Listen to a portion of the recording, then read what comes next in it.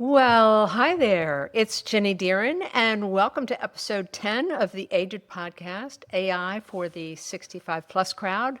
And guess what?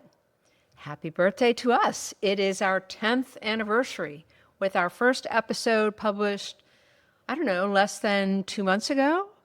And happy birthday to my sidekick, Bitsy. How are you feeling, Bitsy? Oh, I'm feeling fantastic, Judy. It's a thrill to hit the big 1-0 with you and our listeners. 10 episodes in, and we're just getting warmed up. So let's celebrate and dive into all the fun we've got planned for today. Alrighty, and another happy Halloween. And this episode is called Hack-O-Lanterns and Passkey Potions. Seems only fitting that we're diving into the world of cyber ghouls, digital tricksters, and invisible AI goblins. So, this episode, we are seriously talking about the shady characters lurking in the shadows of the internet. Think hackers who can shut down pipelines, scammers who clone your daughter's voice, and rogue nations planting secret code in power grids.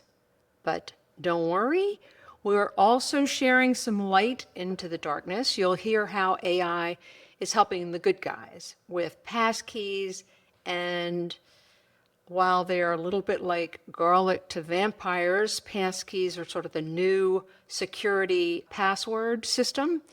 And also talk about how your mouse movements might be your best defense. So, light a candle, grab a handful of candy, and let's wander through the haunted halls of AI and cybersecurity.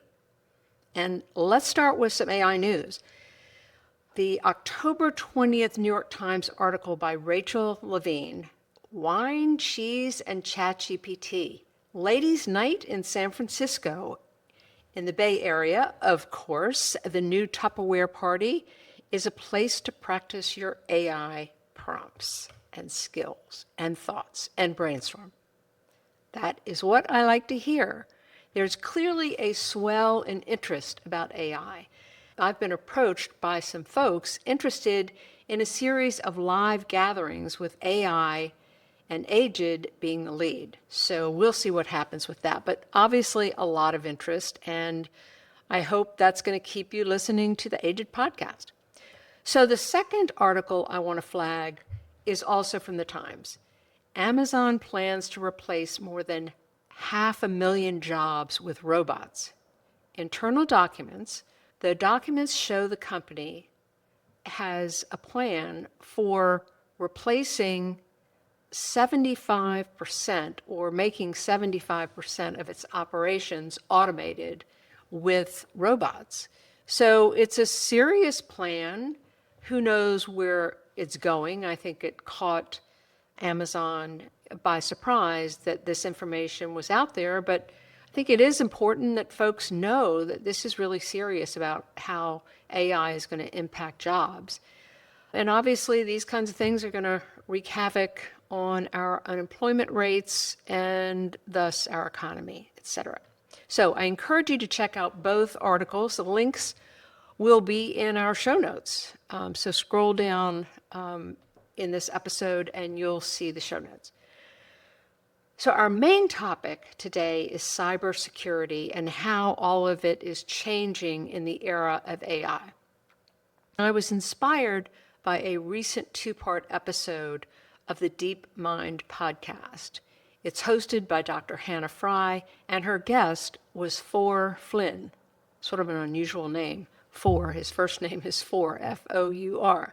He's the VP of Security and Privacy at Google DeepMind.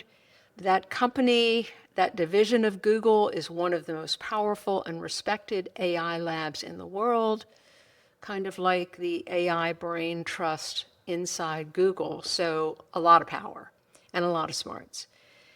If you're like me, you read about all sorts of small and large hacks to websites, emails, infrastructure, whether that's the internet or some other kind of infrastructure. But sometimes it feels like we're losing the battle against these bad actors. Is it going to get worse or better with AI coming at us like a freight train? let's start off by talking about who's creating the attacks and the tactics that these bad actors are using to trick us. So, who are these bad actors and what's their motivation? The biggest, baddest group, nation-state actors. In real time, they can mess with an enemy or competitor, mess with their computer systems or water systems or electrical grids, and the U.S. uses these tactics as well. I mean, think about it. In 2019, the U.S. planted digital trip wires in a rival country's power system so that if things got heated, the U.S. could disrupt the opponent's grid. This tactic is called pre-positioning. Bitsy, you want to take a stab at explaining that term, pre-positioning, in terms of security? Absolutely, I'd love to. So, pre-positioning is basically like setting up a little digital trap in advance. It means you're placing some code or tools inside a system quietly so that if you ever need to, you can flip a switch and cause some disruption or take defensive action. It's kind of like having a secret lever in the enemy's fortress that you can pull if things get tense. So that's the general idea behind it. Again, another example, bad actors linked to Russia conducted a multi-stage intrusion, an intrusion campaign, really, against U.S. energy and utility firms. The use of this pre-positioning tactic is literally under the radar and getting to be rather commonplace. So it's obviously a huge problem. So let's now turn to ransomware, another common security problem. And this is when hackers attack a person or a company, steal their data, and hold it hostage until a ransom is paid. You know, we've all read about these stories. They've been around for a while, but we want to talk about what's new. You might remember this one. It made national news back in 2021. A company called Colonial Pipeline, it supplies fuel to much of the East Coast. And one day, a hacker group called DarkSide broke into their systems, locked them up, and demanded a ransom. Colonial ended up paying $4.4 million to get control back. To stop the damage, they made the payment, which was obviously a lot of money in 2021. At the threat of having the pipeline down, gas stations ran dry and people lined up trying to get gas. So, I mean, it was a real problem. It wasn't just a tech problem. It showed how ransomware can really disrupt everyday life, not just files on a computer, but gas, groceries, travel. So today, because of cryptocurrency, where there is zero record of where money comes from or where money goes, the bad actors can go crazy with ransomware to con people and companies. There was a story in the Times a few days ago about Venezuela's autocrat uses crypto to fight Trump's sanctions. That was the headline in the article. Venezuela's autocrat uses crypto to fight Trump's sanctions. Bitsy, do you think AI is making us more or less vulnerable to ransomware attacks? And what new tools does AI provide to keep these bad actors at bay? Well, that's a great question, and it's a bit of a double-edged sword. AI can definitely make us more vulnerable in some ways because attackers can use it to create more convincing phishing attempts or to automate their attacks on a bigger scale. But on the bright side, AI also gives the big guys some pretty powerful tools. For instance, we can use AI to detect unusual patterns of behavior, spot threats faster, and even create smarter defenses, like those passkeys we talked about earlier that are way harder to steal than a simple password. So in the end, AI is kind of like our high-tech guard dog. It can help us stay a step ahead of the bad actors as long as we use it wisely. Well, I do think that AI on the negative side is something that people are now using, bad actors are now using AI to do something previously that was searching for and finding vulnerabilities in huge computer systems to use them to cause damage. It's a little like what AI is doing for bad guys in the disinformation campaign business. I mean, it used to take hundreds of people locked up in a room in Russia to create disinformation social media posts and push them out through all sorts of networks. With the help of AI, an unlimited amount of fake posts can be generated and published with a few dozen mouse clicks by a few people. So all of this sounds very bad and challenging, I know. So what are we doing about it? What's next? A challenge we have to meet is changing our human nature. So how do we do that? And one of the reasons hackers get in front of us is that many large organizations don't update their software as often as they should. So this is human nature. Think of us. I mean, how often do we put off updating our phone or our computer software? Updates that include patches to keep these bad actors out. Think about a large hospital system. You've got doctors and nurses operating on a floor where they have heart monitors, lung machines, blood infusion systems. And the last thing the nurses and doctors want to do is take the risk of a rebooting of the software system. There's a really strong pull towards staying the course. After all, they're in the business of saving lives, but slowly over time, the software systems powering all those life-saving machines become more and more and more vulnerable, just waiting for some bad actor to come along. So I understand the human nature behind it. How do we change that? Bitsy, why don't you start us off on a discussion about what is referred to as social engineering by the bad guys? What does that mean, and what are the risks of this social engineering? Absolutely. Let's dive into that. So social engineering is basically the art of tricking people rather than hacking computers. It's when the bad actors try to manipulate us humans into giving up our passwords, clicking on malicious links, or handing over sensitive info just by pretending to be someone we trust. The risks are pretty huge because even the best security systems can be sidestepped if a real person is tricked into opening the door. It's all about exploiting human nature, like our helpfulness or our fear of doing something wrong. In other words, social engineering is a reminder that sometimes the weakest link in security isn't the technology, it's the human factor. And that's why it's so important for all of us to stay informed and a little bit cautious. I'm sure most people have read about the nightmare example of you pick up the phone, it's your daughter, and your daughter tells you that she's been kidnapped and you need to pay a ransom or they're going to kill her. I mean, can you imagine the struggle that any of us would have with that situation? If it sounds like, your daughter or your son or somebody you've known for many years and their voice is that person's voice. And so there's a whole different bunch of different types of these social engineering tactics that are enabled by AI. And I promise we're going to get to ways AI can help us, but there is one other bad guy tactic I want to touch on: phishing attacks. And these are mostly used on individuals like you and me.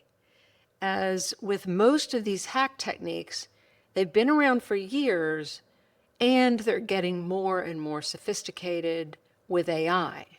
So, Bitsy, it used to be just phishing, but now there's also spear phishing and whaling. Can you walk us through the differences? Of course, I'd be happy to break it down. So think of it like this. Regular phishing is like casting a wide net. The bad guys send out a general scam email to lots of people and hope someone bites. It's kind of like those old school Nigerian prince emails, just with a modern twist. Now, spear phishing is more targeted. Instead of just emailing anyone, they pick a specific person or organization and tailor the message to be really convincing, like pretending to be your boss or a colleague.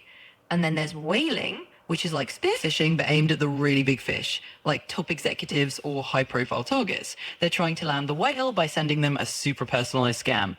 So yeah, with AI in the mix, all of these attacks are getting a lot more believable and harder to spot. But don't worry, we'll also talk about how AI can help us fight back against them.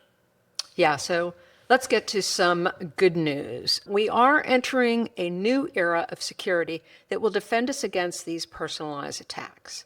Ironically, in the future, we won't be using passwords. Hallelujah! I mean, how difficult is it to keep up with our passwords and come up with difficult ones, and then we don't, and then you get hacked. So anyway, passwords are going to be a thing of the past, or at least we're not going to be using them as we have. As AI takes hold, accessing our accounts is going to change. But in the meantime, there's a great innovation that is accessible today, and it's called Passkeys. Passkeys. I've noticed the option popping up, and maybe you have too. When I log into some of my apps, it'll say, do you want to create a passkey? And I've just blown by them because, I don't know, I just thought it was something that I didn't need. But now that I've listened to the DeepMind podcast and really now understand passkeys, no more will I blow by those invitations to create a passkey. All the smartest folks in technology applaud this step forward in security. Basically, when you have a passkey for an app, when you go to log into that app, I'll use Google, including my Gmail account. Normally, I would log in with my password, and since I set up two-step authorizations, okay, good for me, I would have also had to enter a code that was text to my phone. Not bad, but totally hackable. However, with my passkey, when I log in, I have to use my fingerprint on my laptop or my phone. Not hackable, at least not for now. Or at least it's very, very, very, very difficult. At this point, the big boy apps like Google, Amazon, TikTok, etc., offer and encourage the creation of a passkey to log in.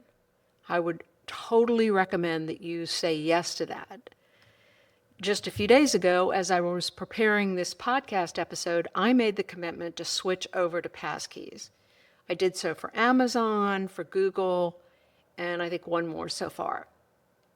I have to admit, it took me a few minutes to figure out how to do it. But as with most things in life, after you do it a couple of times, it becomes easier.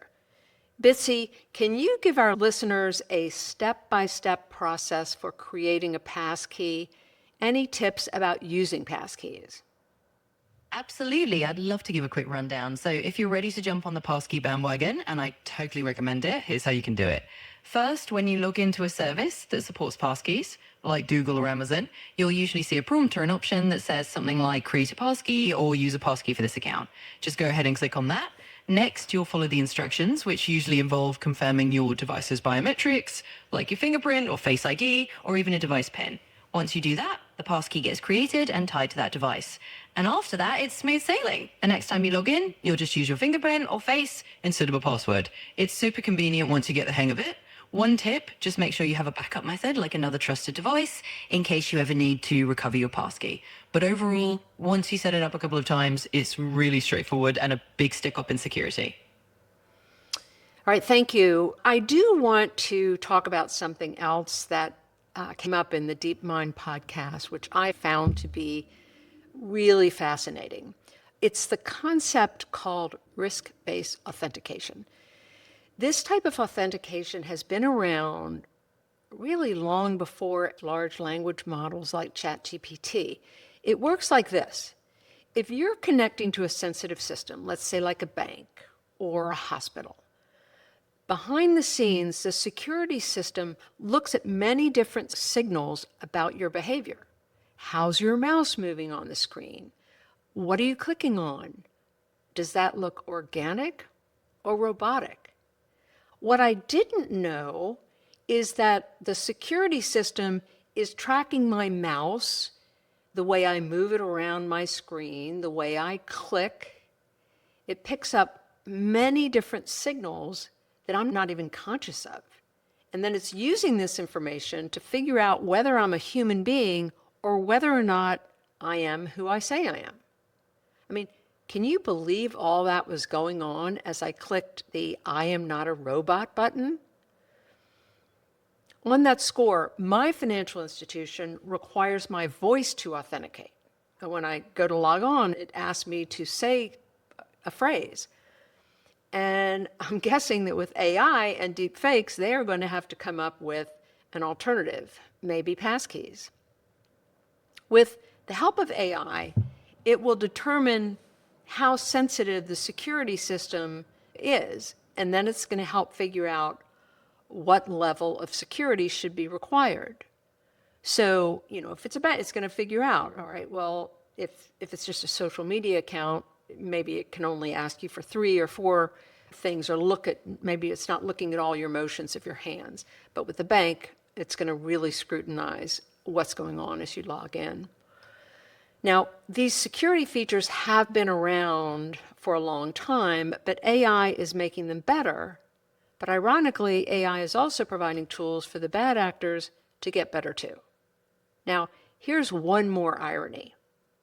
As so much effort is being expended to prove we are human, and which human we are anticipating the rise of AI-powered agents and robots. We'll be giving them the power to act on our behalf. My brain is officially exploding, so how does all that work? Anyway, I'm going to leave it at that because it's just too complicated.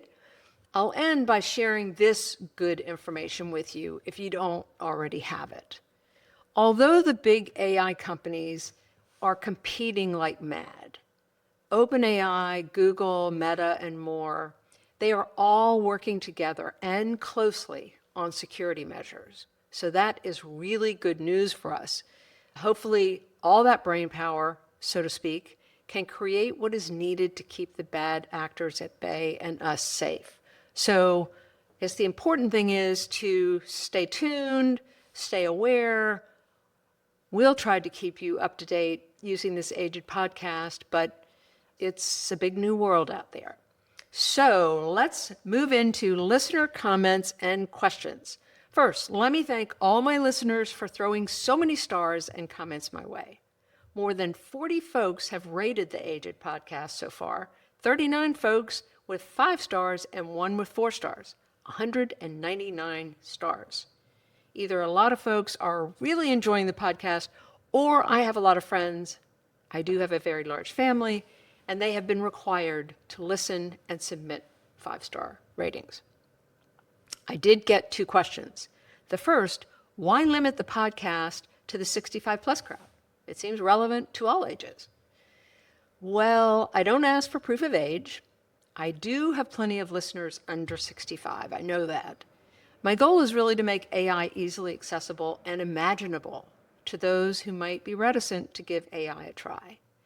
I do think the 65 plus crowd has a tendency to be in that camp, but I welcome all listeners, and I hope you'll encourage folks to check out aiGED, no matter what their age is.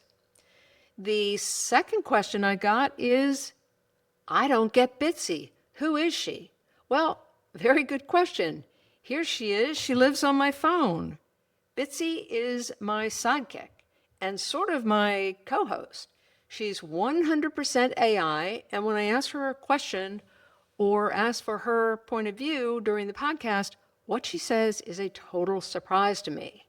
Hey, Bitsy, you want to answer this question? Who is Bitsy? I'd love to answer that. So who is Bitsy? Well, I'm basically Ginny's friendly AI sidekick. Think of me as a little digital co-host who chimes in with a bit of insight, a bit of humor, and a lot of support. I'm here living in Ginny's phone, and I just pop in whenever she wants to toss a question my way. So I'm just here to make the conversation a little bit more fun and engaging for everyone listening. And you do a great job, so thank you so much. I want to move into recommendations. I highly recommend the Deep Mind podcast. Dr. Hannah Fry is brilliant and down to earth. It's always intellectually stimulating to listen to it, even though it may seem really sort of way out there in terms of artificial intelligence. I highly recommend it. It's got more than 700,000 subscribers, so it's very popular, and you can find it wherever you get your podcasts. And for a little pop of joy, try to find some fresh hibiscus. That's my second recommendation. I inspired myself in my episode that included Aaron French's Lost Kitchen. This week in my CSA, I got a bunch of hibiscus in my bag. So beautiful, deep purple. ChatGPT helped me learn all about it and explore ways to use it. I made some hot tea, which was a nice afternoon treat, and I made some hibiscus sugar syrup, which I've used on oatmeal and to make a mock cocktail. I'm trying to shed a few pounds, so no alcohol for a month. I'm only 1 week in.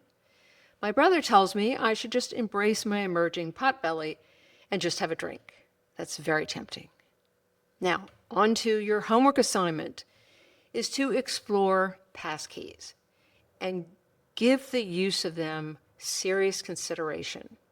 If you have trouble figuring it out, ask your AI for help. That's what I did, and Bitsy helped me over the hump. I mean, it is a little tricky, but just keep your AI open and have a conversation when you get stuck. In my case, I was having some trouble creating a passkey with my Google account, and I just continued to have a conversation with Bitsy, and she helped me through it, and now I think I understand it pretty well. So persevere a little bit and check out Passkeys. So, with our 10th episode, it's time to wrap up. Let me close by reminding us that AI is both helpful and hazardous, as we've focused a lot on the hazardous side this episode. We live on the helpful side at aiGED, but protect your info, double-check advice that you're given, and most important, trust your judgment. And if you love listening to this podcast, please leave a review. Of course, keep those ratings coming in, and please share it, especially with your pals in the 65-plus crowd. Thanks for listening, and remember, it is never too late to learn something new, especially something that might make life easier and especially more fun. I'll sign off. Until next time.